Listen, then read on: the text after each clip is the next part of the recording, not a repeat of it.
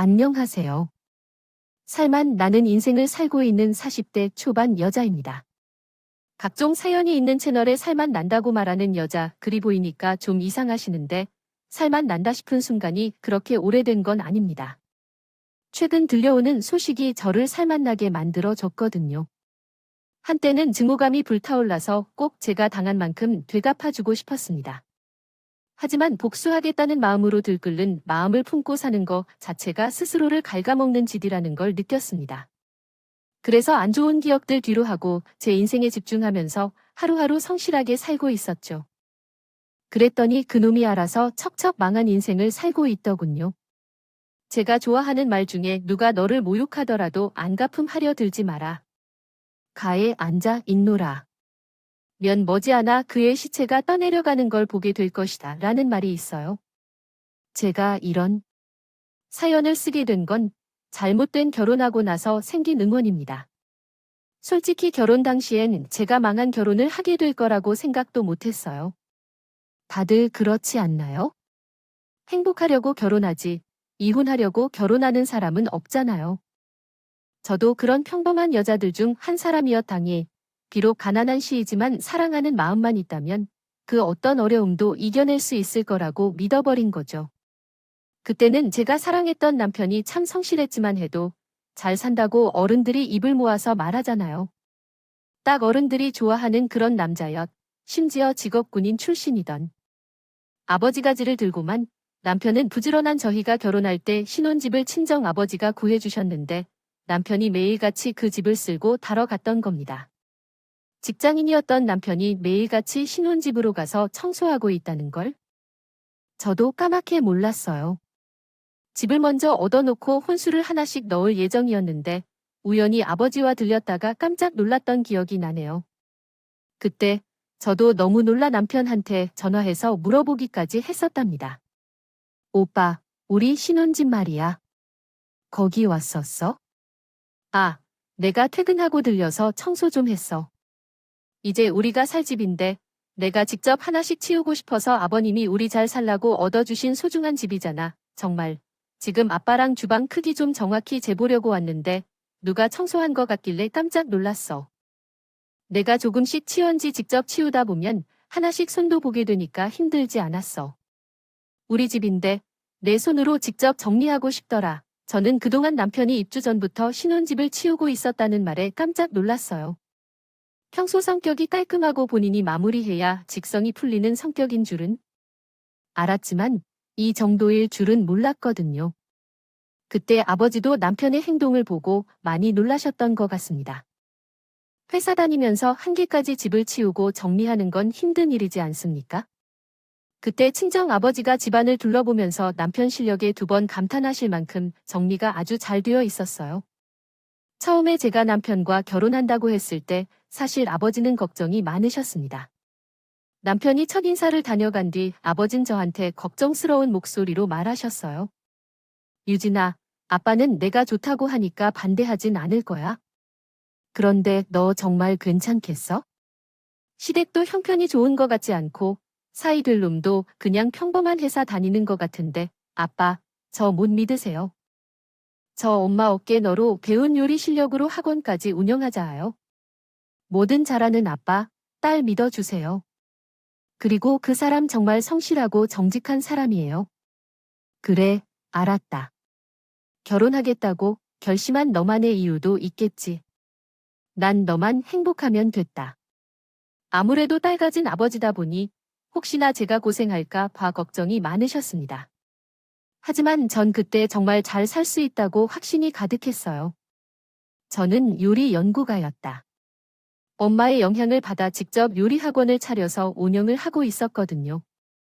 일단 한번 확신이 생긴 길엔 도전해서 성과를 꼭 이끌어내던 성격이었고 엄마를 많이 닮았던 전 학원도 안정적으로 잘 이끌어 가고 있었습니다.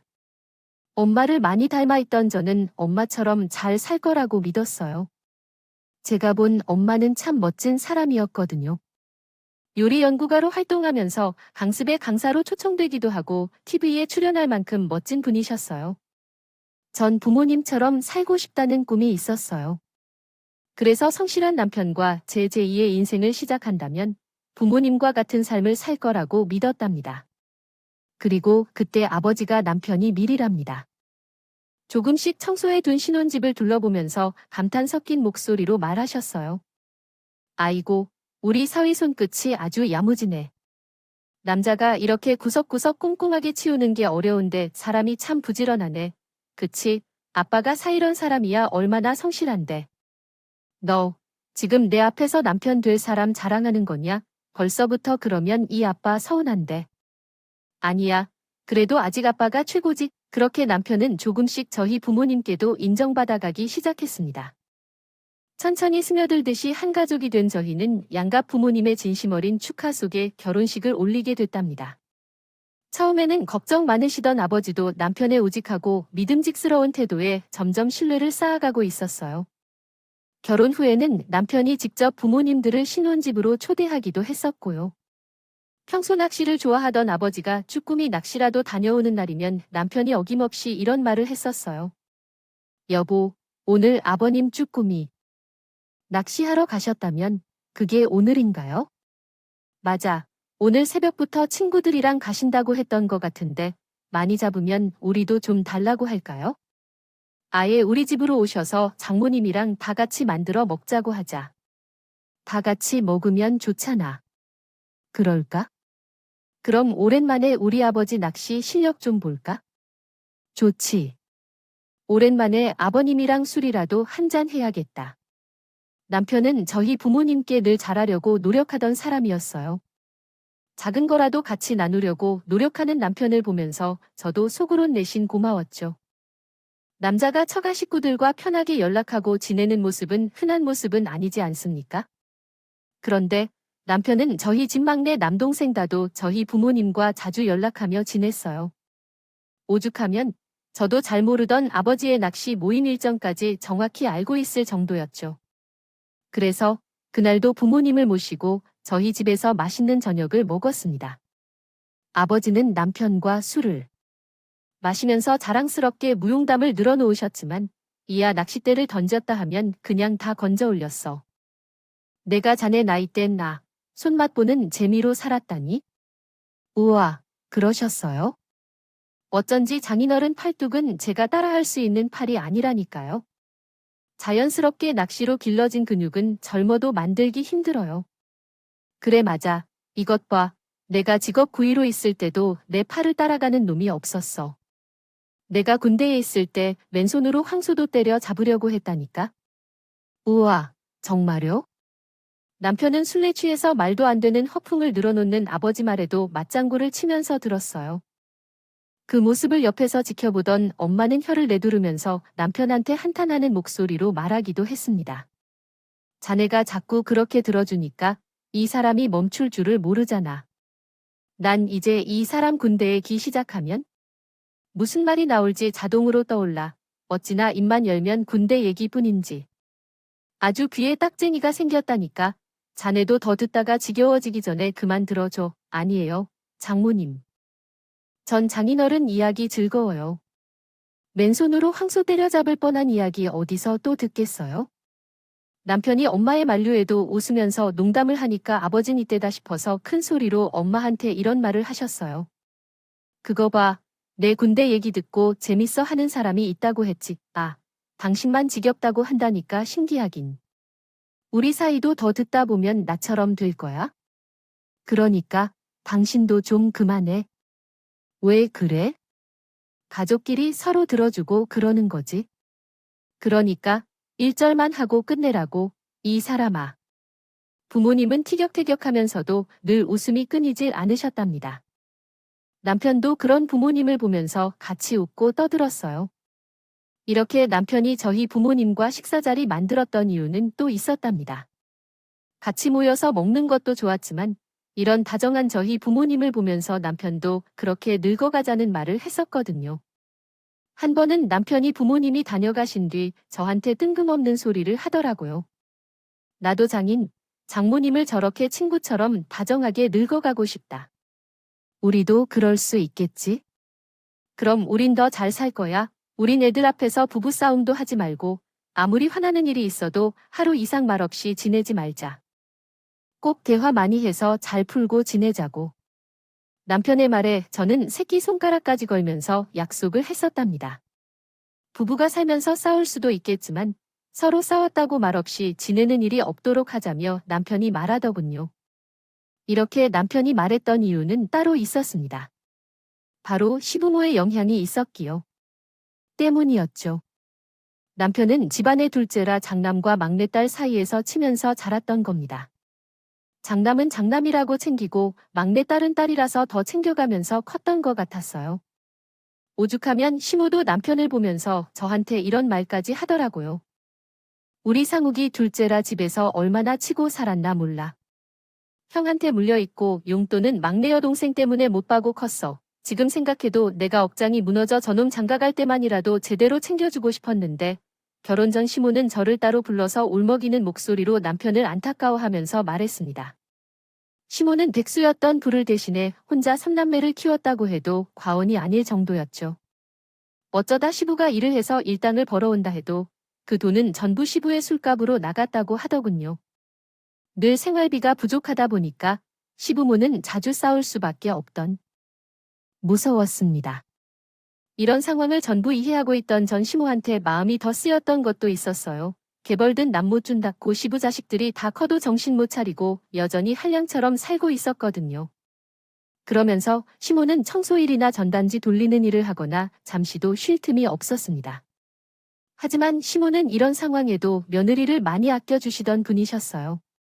제가 결혼 생활 중에 아들을 2명이나 낳고 키우는 동안 시모한테 고마웠던 점이 한둘이 아니었습니다. 제가 첫째를 낳고 잠도 제대로 못 자고 있을 무렵에 시모가 손주가 보고 싶으셨는지 집에 오셨던 적이 있었어요. 그런데 도착했다고 하시더니 한참을 안 들어오시는 거예요. 전화도 안 받으시고 무슨 일이 있으신가 싶어서 아이가 잠을 자는 동안 베란다로 밖을 내다봤죠. 그때 제가 뭘 봤는지 아십니까? 글쎄, 시모가 1층 입구에서 장발을 털고 신발도 한쪽씩 벗어서 바닥에 탁탁 털고요. 있는 게 보이더라고요. 저는 너무 놀라서 그 자리에서 얼었어. 잠시 뒤 올라온 시모는 저를 보자마자 민망하다는 듯 말하셨어요. 내가 오늘 집에서 부업을 하다 와서 좀 씻어야 할 것 같은데 화장실 좀 써도 될까? 어머니, 왜요? 손이 찝찝하네요. 그럼 손만 씻으세요. 아니, 그냥 어찌됐든 일하다 온 건데. 애한테 혹여 안 좋은 병균이 옮기면 어떡하니? 냄새도 나는 것 같고. 내가 괜히 더럽게 하고 왔나? 시모는 잔뜩 걱정하는 목소리로 저한테 미안해 하시며 될 일인지 몰랐어요. 시모가 아이들을 신경 쓰는 게 아니라 꼭 제 눈치를 보는 것 같아. 저도 마음이 불편했거든요. 그래서 저는 두 손을 어찌할 줄 모르는 시모를 보면서 그 손을 꼭 잡고 말했습니다. 어머님, 지금 손자 걱정하시는 게 아니라 제 눈치 보시는, 그래요. 요즘 시댁에서 애들을 함부로 만지면 엄마들이 불편해합니다. 나는 원래 심성이 좋은 편이라 애들에게 조금도 나쁜 생각을 품지 않았기 때문에 조심해왔어요. 시댁에서 도움을 받을 수 없어서 너에게 너무 신경 쓸 필요가 없다고 생각해서 그렇지 않았을까 해서요. 미안해요. 어머니, 왜 그렇게 미안해하는 거죠? 전 한 번도 그런 생각을 해본 적이 없어요. 제가 어떤 환경에서 자랐는지 아시나요? 어릴 적에는 조국 아버지가 군인이셔서 힘들게 오셨을 텐데도 저를 아름답게 여기시며 많이 안아주셨다고 해요. 그래서 지금 이렇게 잘 자라서 어머니의 며느리로 살 수 있게 된 것일 텐데 어머니께서 아무것도 걱정하실 필요 없어요. 아이들은 어떻게 키워도 감기에 걸리는 사람은 걸리고 건강한 사람은 건강하게 자라기 마련이에요. 그런 말씀을 하시면 너무 서운해요. 내가 괜한 걱정을 했군요. 우리 며느리가 이렇게 속이 깊은지 몰랐네. 고맙고 늘 미안하다. 그 미안하다는 말도 그만하세요. 전 어머니께 사랑받고 싶지 미안한 마음 받고 싶지 않아요.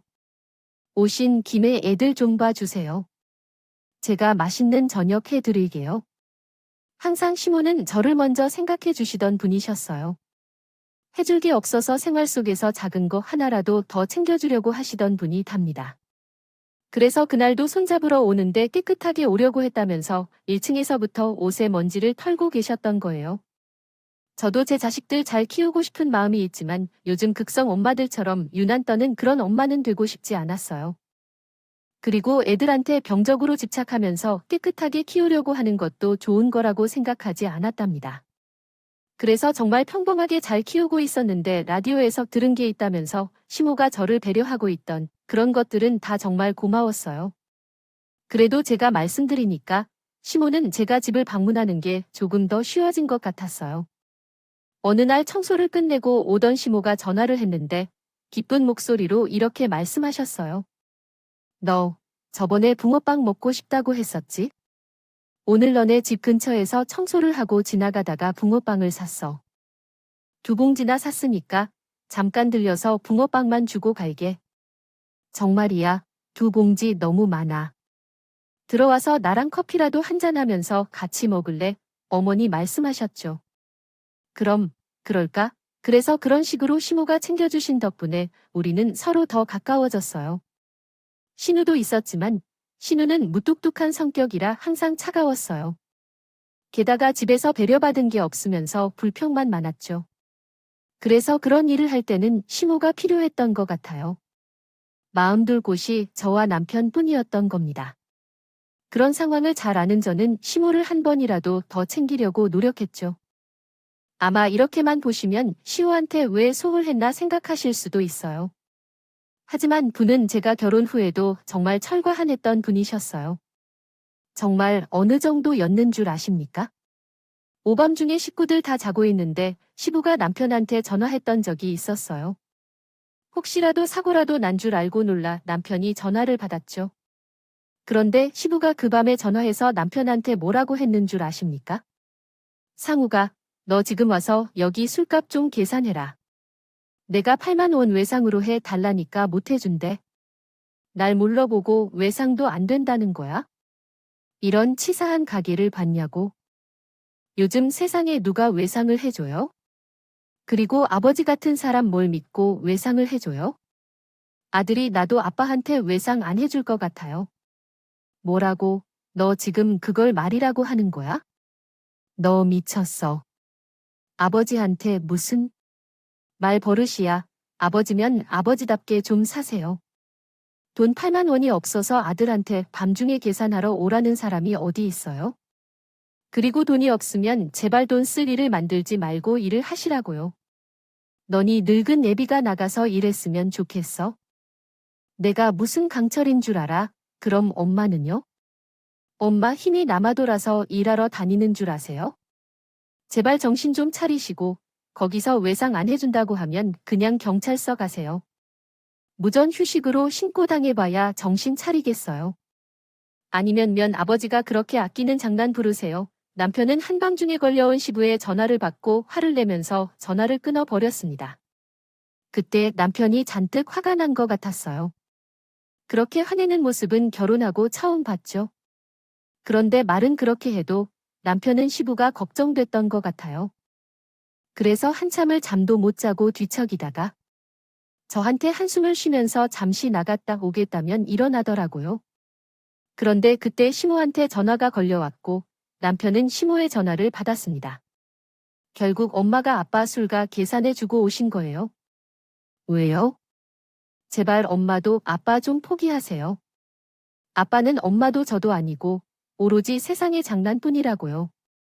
오해야 내가 답답해하는 건 아는데 엄마가 계산하고 왔으니까 너무 걱정하지 마. 아버지가 마음은 그렇지 않은 거 잘 알잖아. 자식이 다 같은 자식이지. 장남 차남이 어디여. 그만하세요. 정말 지긋지긋해서 못 살겠어요. 남편은 시모의 전화를 끊고 눈물까지 흘렸습니다. 사고치는 시한 너무 시달려서 남편은 지쳐 보였죠. 그런데 시는 항상 뒤치다거리는 남편한테 부탁하면서 조금 돈이라도 어석이면 늘 장남한테 주기 바쁘더군요. 그러니 남편이 화가 날 수밖에 없었던 겁니다. 시부와 남편 사이에서 시모는 중간 역할을 했어요. 시부가 장난만 아는 사람이긴 했지만 시모는 그로 인해 남편이 상처를 받을까 봐 중간에서 중재하느라 정신이 없어 보였죠. 이런 시댁에서 자한 남편은 더욱더 저희 부모님을 보고 저렇게 살고 싶다는 꿈을 꿨던 겁니다. 제가 생각해도 시댁을 보면 시모가 그동안 얼마나 힘들게 삼남매를 키워내셨을 대단하다 싶을 정도였어요. 그러면서 남편은 늘 다짐하듯 이런 말을 했었답니다. 나는 내 새끼들 가난하고 힘들게 안 키울 거야. 하고 싶다는 게 있으면 다 해줄 거야. 당신 지금도 잘하고 있어? 괜찮아. 지금도 충분해. 남편은 늘 돈을 더 생각에 사는 것 같았어요. 그러던 어느 날 남편이 저한테 좋은 아이템을 찾았다면서 진지한 목소리로 말하더군요.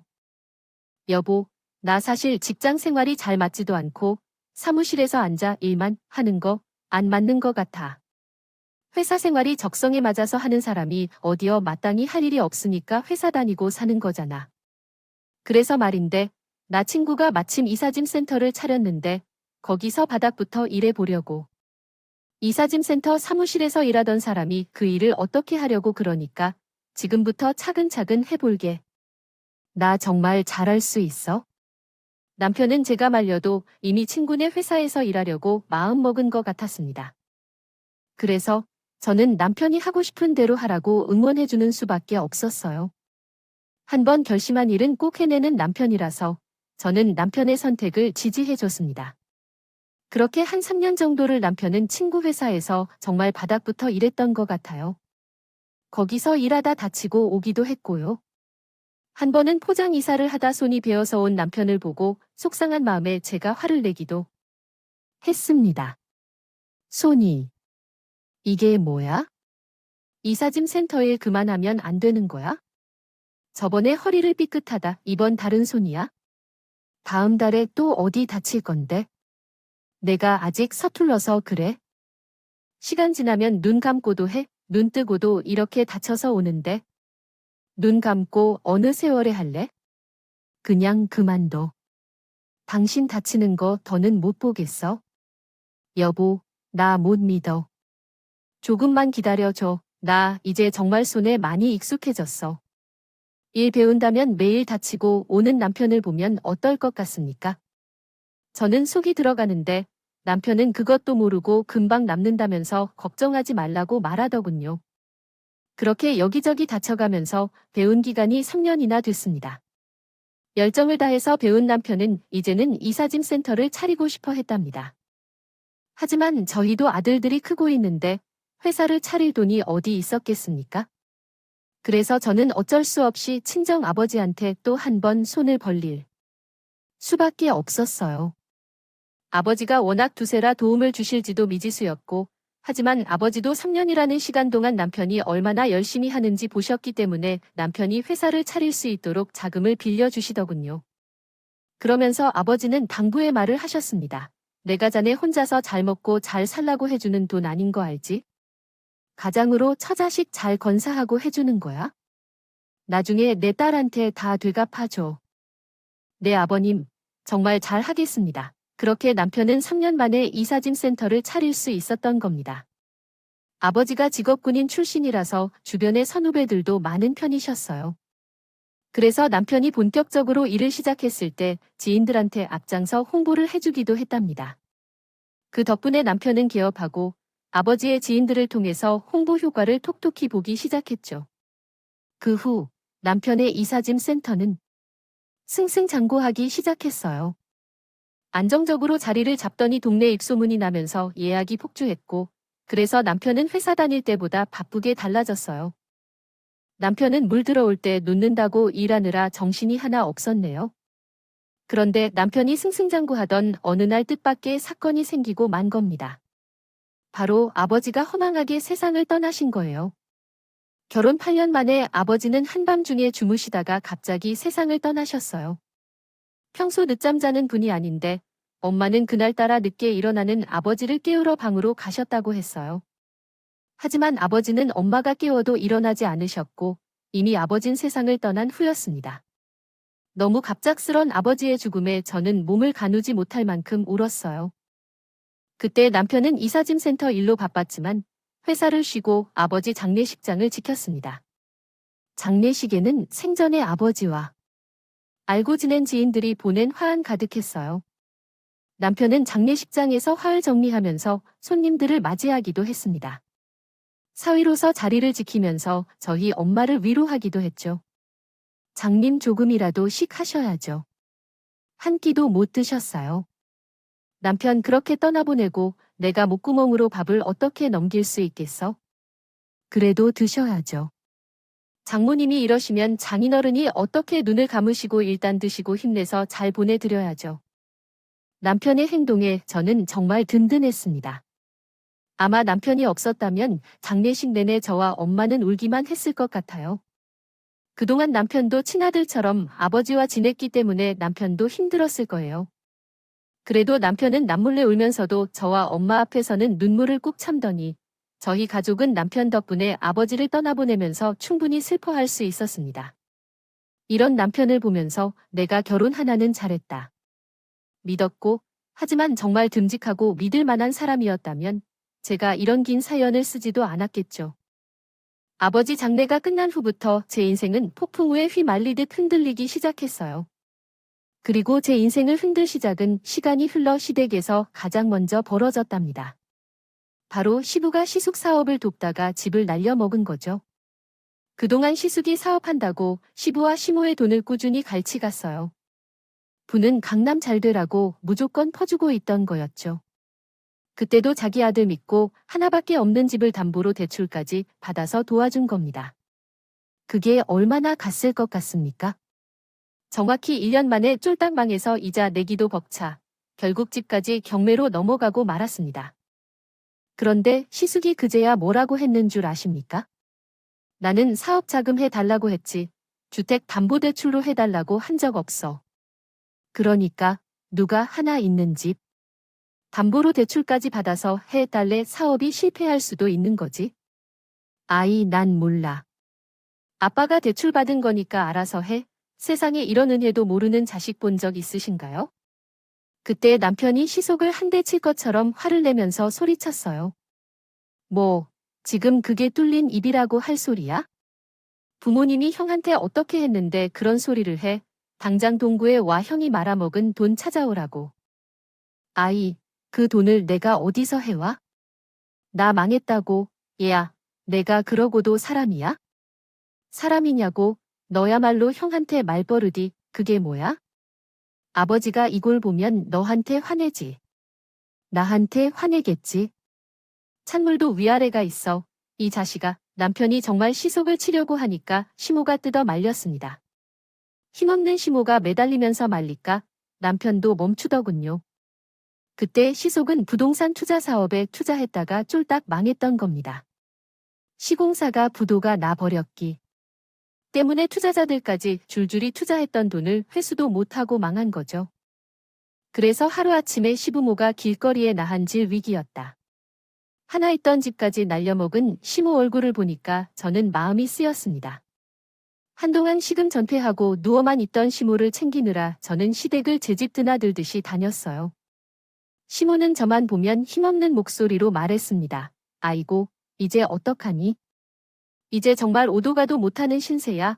얼굴이 반쪽이 된 채 우시기 하는 시모를 보면서 마음이 참 안 좋았어요. 결국 저는 시모한테 전셋집을 얻어주기로 마음을 먹었습니다. 좋은 전셋집을 얻어주지 못해도 서울의 빌라로 1억 5천 정도 하는 빌라를 구해줬죠. 하루하루 말라가는 시모가 걱정돼서 가만 지켜볼 수가 없었거든요. 그 집에서 시부가 예전처럼 편히 지내는 모습은 꼴보기 싫었지만 안정을 찾아가는 시모를 보니까 안심이 됐습니다. 그때 남편은 저한테 고맙다면서 말했어요. 여보, 정말 고마워.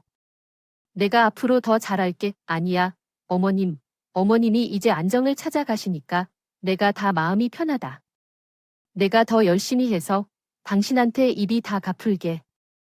남편은 그때 이사짐 센터가 항상 승승장구하던 때라서 자금 확보가 중요했어요. 그래서 상대적으로 오랜 시간 안정적으로 학원을 운영 중이던 제가 전세 자금을 보태줬던 겁니다. 결혼하고 살아도 내 부모가 어디겠습니까? 다 같이 잘 살면 좋으니까. 저는 선뜻 도왔던 거죠. 하지만 이건 제 착각이었습니다. 한 3년쯤 지났을 무렵 남편의 이사짐 센터는 예약이 힘들 정도로 잘 되고 있었어요. 이사철에는 한두 달 전부터 예약해야 될 정도였죠. 인터넷에서도 남편 회사는 평점도 좋고 후기도 있다니 좋았답니다. 그렇게 예약이 쏟아지다 보니까 남편은 그때부터 일이 아니라 돈에 미쳐 있더군요. 편은 익을수록 고개를 숙인다고 하지 않습니까? 그런데 그때 돈 맛을 좀 본 남편 놈은 정말 천박합니다. 제가 이렇게 표현할 수밖에 없을 정도로 그때 남편은 이상했죠. 한 번은 큰 아들이 학원에서 친구와 싸우고 온 적이 있었어요. 아무래도 남자애들이다 보니까 서로 주먹 다짐도 했던 것 같았습니다. 그래서 아들 얼굴에 작은 상처가 나 있었어요. 저녁에 아들을 보고 저는 다그치면서 말했습니다. 학원에 공부하라고 보냈더니 친구랑 싸우고 있어. 엄마가 너 그러라고 가르쳤어? 걔가 먼저 내 점수 보고 놀렸다 말이에요. 그렇다고 친구를 때려 놀린다고 친구를 때리면 너도 똑같은 사람이 되는 거야? 저는 아들이 친구를 때렸다는 말에 너무 놀랐죠. 그래서 그러면 안 된다고요. 말해주고 있는데 옆에 있던 남편이 갑자기 코웃음을 내며 아들에게 말합니다. 아들, 잘했어. 사내 놈이 말이야.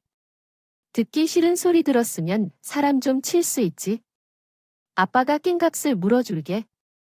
마음에 안 들면 쳐 맞고 다니는 것보다 차라리 때리고 다니는 게 100번 나았다. 이게 지금 아들을 훈육하는 아버지의 말이 맞는 건가요? 제 두기로 듣고도 저는 잘못 들은 줄 알았습니다. 그래서 저는 황당한 표정으로 남편을 보면서 소리쳤죠. 그게 지금 무슨 소리야? 애한테 그렇게 말하면 어떡해? 맞잖아. 내가 돈이 없는 것도 아닌데. 어디서 얻어터져서 아들 병원비 내느니 차라리 아들이 때린 놈꽹값 물어줄게 낫지. 남자애들은 다 그러면서 크는 거야? 당신, 미쳤어. 난 애들 그렇게 안 키울 거니까. 애들 앞에서 헛소리 좀 하지 마. 돈이면 다 되는 줄 알아? 사람 귀한 줄 알아야지. 꼭 돈 없는 사람들이 사람이 먼저라고 하더라. 정신 차려. 돈이면 안 되는 게 없는 세상이야. 애들도 그걸 알아야지. 세상에 이렇게 천박한 말은 저도 처음 들어봤어요. 오죽하면 사고친 큰 아들도 남편 말에 놀라 잘못했다고 반성했다. 그요, 애들도 이상한 걸 아는데 남편만 이상한 걸 모르는 것 같습니다. 그런데 저는 남편이 말만 그런 줄 알았는데 정말 돈 좀 벌었다고 인생을 막 살고 있더군요. 남편이 운영하는 이사짐센터엔 한국인보다 외국인 노동자들이 많았는데 남편이 월급으로 갑질을 하고 있던 겁니다. 그래서 고용노동부에서 조사까지 나왔던 적도 있었어요. 사람이 돈이 생기면 여유가 생긴다는데 남편은 어떻게 된 게 점점 더 여유가 없는 사람이 되어 있더라고요.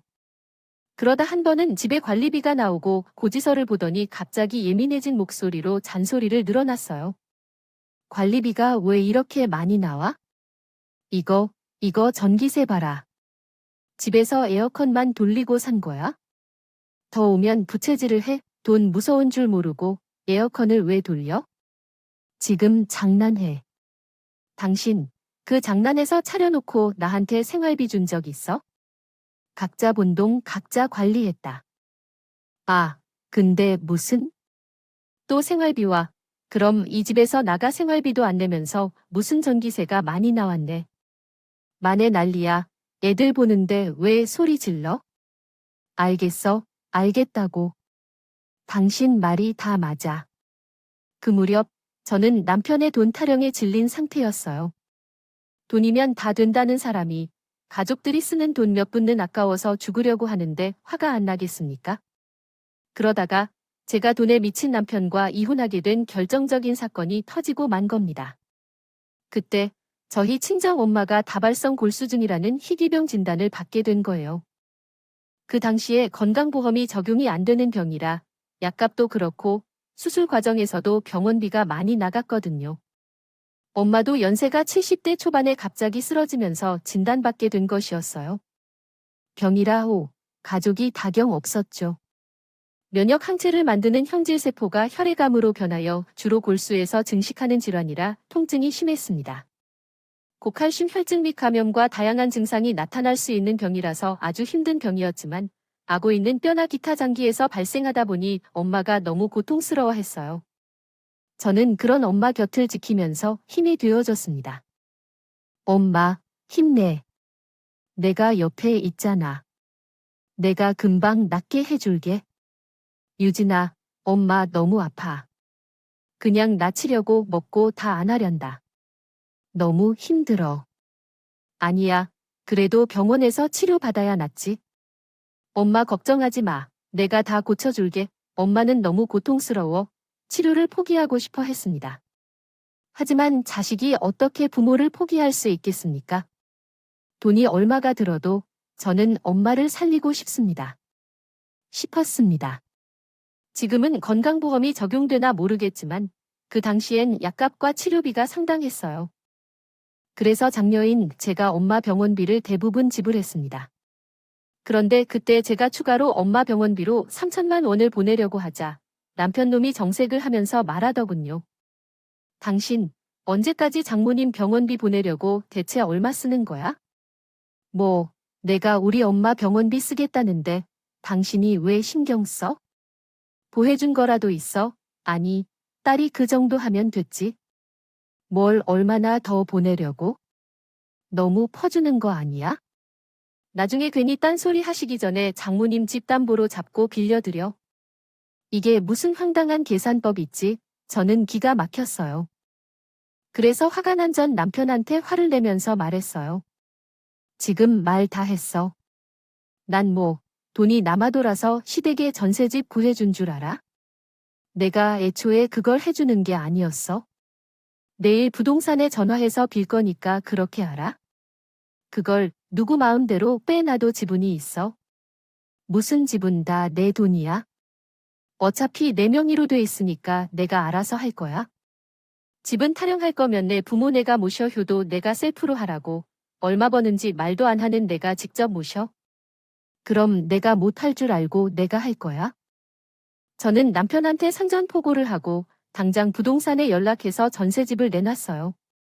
정말 억울하다고 오로지 시부모 생각해서 구해준 전세집인데 정작 남편은 저희 엄마가 아프니까 담보 같은 소리나 하고 있으니 제가 화가 안 나겠습니까? 집을 내놓고 저는 남편한테 화를 내면서 한 소리 했어요. 검은 머리 짐승 거두는 거 아니라더니 진짜 어떻게 당신이 그럴 수가 있어. 우리 집에서 당신한테 해준 게 얼만데? 넌 어제부터 사위 자격 잃은 거야? 그리고 나도 오늘부로 며느리 자격이 필요 없으니까 더 이상은 나한테 바라지 마. 뭐 지금 그게 무슨 소리야? 뭐 이혼이라도 하자는 거야? 그래, 너 같이 은혜도 모르는 짐승만도 못한 놈이랑 난 더 한순간도 못 살아. 그지, 내 명인인 거 알지? 그 돈 빼서 병원비 쓸 거니까 넌 내 부모 알아서 내가 모셔. 그래, 알아서 해. 난 뭐, 돈 없는 줄 알아? 남편 놈은 제 말에 큰 소리를 떵떵 치더군요. 시효가 걸렸지만 그때 저도 엄마가 아파서 마음의 여유가 없었습니다. 그리고 정말 부동산에 집을 내놨고 조건이 좋게 나온 집이라 2주도 안 돼서 집이 나가더군요. 너무 속전속결로 집이 나가니까 시부가 황당한 목소리로 저한테 전화해서 하소연을 하더군요. 갑자기 집을 빼면 우린 어디 살라고 그러는 거냐? 남편이 집 얻어준다고 하니까 조금만 기다리세요. 어쩔 수 없잖아요. 아, 그리고 저 이제 이혼하니까 저한테 전화해서 그만 좀 말하세요. 뭐, 이혼? 너들 또 왜 그러냐? 그것도 아들한테 물어보세요.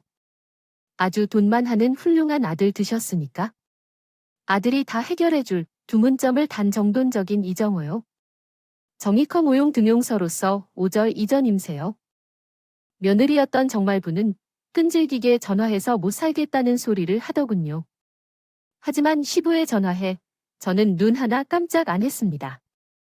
하지만 연락 한 번 없던 시모는 마음이 쓰이더군요. 그래서 저는 시모를 따로 찾아뵙고 인사를 드리며 말했습니다. 어머님, 이거 받으세요. 200만 원 적지만 비상금으로 꼭 가지고 계세요. 이게 뭐야? 아휴, 난 못 받는다 부인이다. 메뉴 한 푼이라도 내가 더 가지고 있어야지. 아니에요. 저희 정도는 해드릴 수 있어요. 못난 며느리, 그동안 예쁘게 봐주셔서 감사했어요. 내가 너한테 뭘 바라겠니? 내가 더 미안하지. 손 주더라고. 잘 살아. 저는 그렇게 시모와 눈물의 인사를 나눴습니다. 그래도 그렇게 시모한테 인사를 하고 나니까 마음은 한결 편하더군요. 그래서 본격적으로 남편과 함께하기 시작했습니다. 이제 마무리한 후에는 정말 안도와 뜻밖의 마음을 느끼고 있습니다. 끝까지 투쟁을 하며 얻은 결과에 만족하고 가족과의 관계를 원활하게 유지할 수 있는 것이 너무나 값진 보상이었습니다. 가족과의 관계를 따뜻하게 유지하며 힘든 시간을 극복하셨다니 정말 대단하시네요. 지금은 가족과 함께 새로운 시작을 위해 힘내시고 행복한 미래가 함께하길 바랍니다. 마무리했습니다. 돈에 미쳐있던 지긋지긋한 그런 놈하고 15년을 살았다는 게 정말 너무나 끔찍했습니다. 돈 앞에 장사 없다지만 돈에 사람을 배신하는 놈인 줄은 몰랐어요. 그리고 우리 엄마는 다양한 치료를 진행했습니다.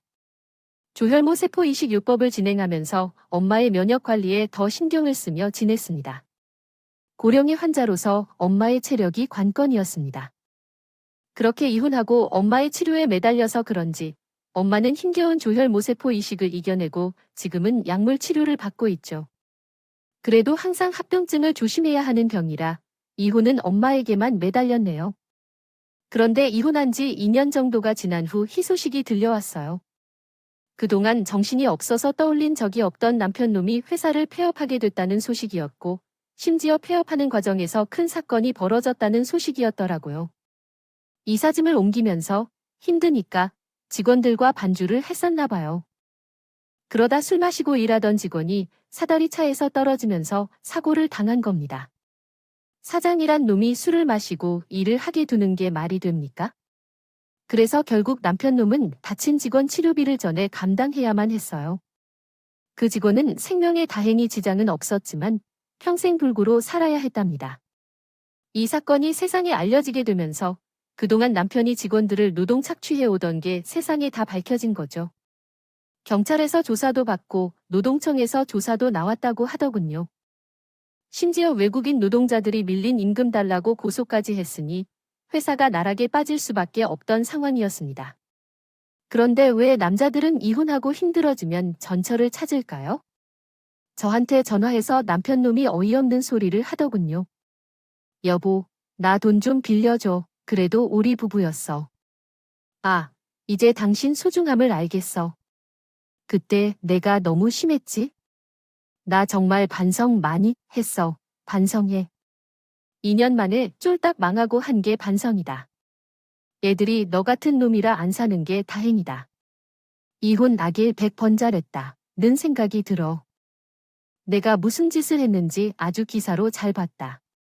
이 자식아, 넌 법의 심판을 좀 받아봐야 정신 차려. 그리고 너 양육비 안 보내면 나도 소송 걸 거니까 그렇게 알아?